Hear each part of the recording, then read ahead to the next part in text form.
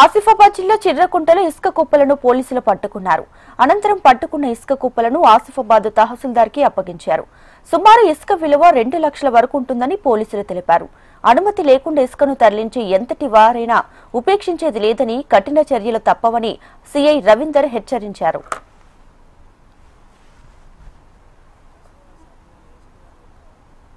మేరకు ఈ ఆసిఫాబాద్ పట్టణంలో మరియు గ్రామీణ ప్రాంతాలలో ఈ ఇసుక యొక్క అక్రమ రవాణాను నిర్మూలించడంలో భాగంగా ఇప్పటి వరకు మేము దాదాపు 9 కేసులలో 19 ట్రాక్టర్లను సీజ్ చేయడం జరిగింది.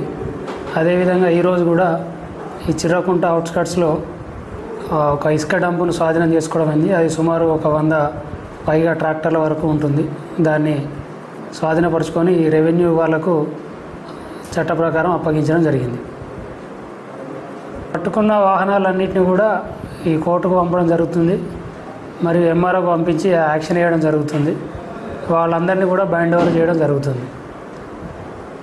ఒక వాహనం ఒక్కసారి కంటే 2 సార్లు ఎక్కువ పట్టుబడి ఉంటే ఆ డ్రైవర్ ఆల్రెడీ బైండ్ ఓవర్ చేసి ఉంటాం కాబట్టి ఆ బైండ్ ఓవర్ ఫోర్ఫిట్ చేయొచ్చు.